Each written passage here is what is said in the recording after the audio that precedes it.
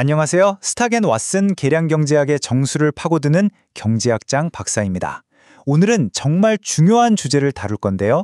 바로 가중최소제곱법 WLS에 대해서 깊이 있게 알아보겠습니다. 좋습니다. 오늘 우리가 어떤 순서로 이 WS라는 강력한 도구를 정복해 나갈지 한번 볼까요? 먼저 OLS가 어떤 위기에 처했는지부터 시작해서 그 해결책인 WS의 원리를 파헤치고 실제로는 어떻게 쓰이는지까지 차근차근 따라와 보시죠. 자, 그럼 먼저 WLS는 도대체 왜 필요한 걸까요? 그건 바로 우리가 가장 믿고 쓰던 OLS의 아주 중요한 기본 가정이 현실에서 깨져버리는 상황이 생기기 때문입니다. 자, 보세요. 가장 이상적인 상황은 우리 모델의 오차 분산이, 그러니까 예측의 불확실성이 설명 변수 x값에 상관없이 항상 일정한 거예요. 왼쪽 그림처럼 말이죠. 이걸 등분산성이라고 부릅니다. 하지만 현실은 어떨까요? 예를 들어 소득이 낮은 사람들은 소비 패턴이 비슷한데 소득이 아주 높은 사람들은 소비 패턴이 정말 제각각이죠. 이렇게 x값에 따라서 오차에 흩어진 정도, 즉 분산이 달라지는 현상을 바로 이분산성이라고 합니다. 이게 문제의 시작이죠. 그럼 이 이분산성이 도대체 왜 그렇게 심각한 문제일까요? 사실 OLS 추정값 자체는 여전히 편향되지는 않아요. 평균적으로는 맞는 값을 찾아가죠. 하지만 더 이상 최선, 즉 가장 효율적인 추정량이라고 할 수가 없게 됩니다. 더 정확하게 추정할 다른 방법이 있다는 뜻이죠. 그리고 더 심각한 건 표준 오차가 완전히 엉터리가 되어서요. 우리가 이걸 바탕으로 계산하는 T값, F값, P값, 이 모든 걸 믿을 수가 없게 됩니다. 한마디로 통계적 추론이 불가능해지는 거죠. 하지만 걱정하지 마세요.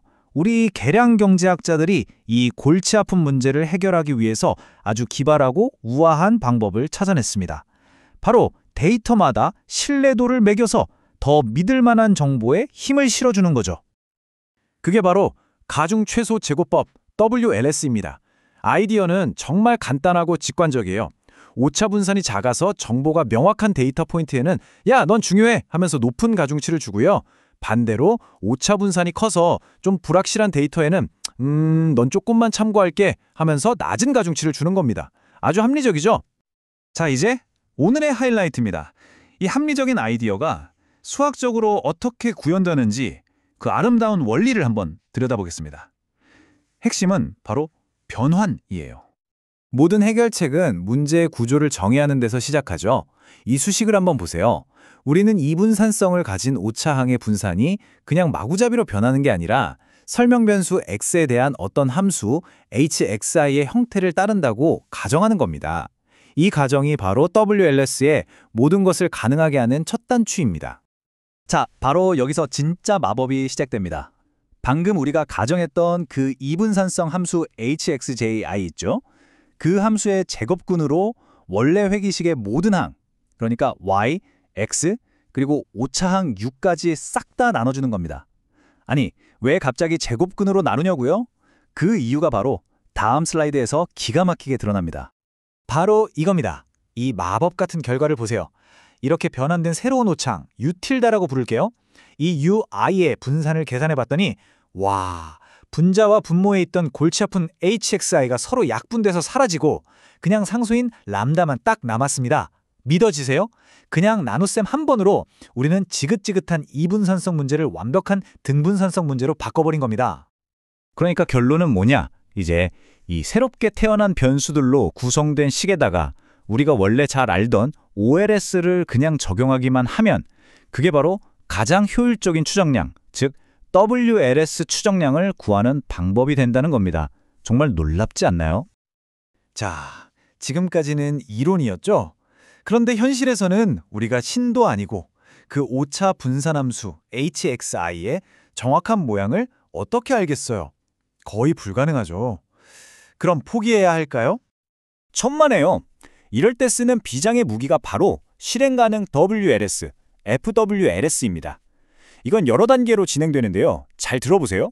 일단 1단계, 그냥 OLS를 한번 돌려서 잔차를 구해요.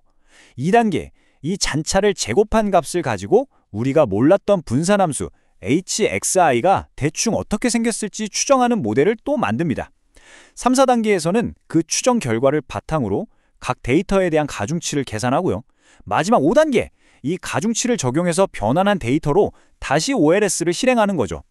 한마디로 데이터 스스로 분산 구조를 학습하게 해서 문제를 풀게 하는 아주 영리한 방법입니다. 자, 이제 거의 다 왔습니다. 오늘 배운 WLS에 대해서 이것만은 꼭 기억하자 하는 핵심 내용들을 마지막으로 정리해 드릴게요. 한번 정리해보죠. WLS는 이분산성이 있을 때 이론적으로 가장 완벽하고 효율적인 추정 방법입니다. 하지만 여기에는 아주 무서운 조건이 붙어요. 바로 우리가 분산의 형태, 즉 HX를 정확하게 알고 있다는 가정하에서만 그렇습니다. 만약 이 가정이 틀렸다면 차라리 그냥 OLS를 쓰는 것보다 결과가 훨씬 더 나빠질 수도 있어요. 그러니까 WLS는 정말 강력한 무기지만 아주 신중하게 사용해야 한다는 점 꼭 기억해 주세요. 그럼 여기서 마지막 질문을 하나 던져보겠습니다. 만약 우리가 분산의 형태를 도저히 확신할 수 없다면 그때는 어떻게 해야 할까요? WLS 말고 다른 방법은 없을까요? 네, 있습니다. 바로 그게 이분산성 강권 표준 오차라는 또 다른 중요한 주제로 이어지게 되죠. 오늘 설명은 여기까지입니다. 들어주셔서 감사합니다.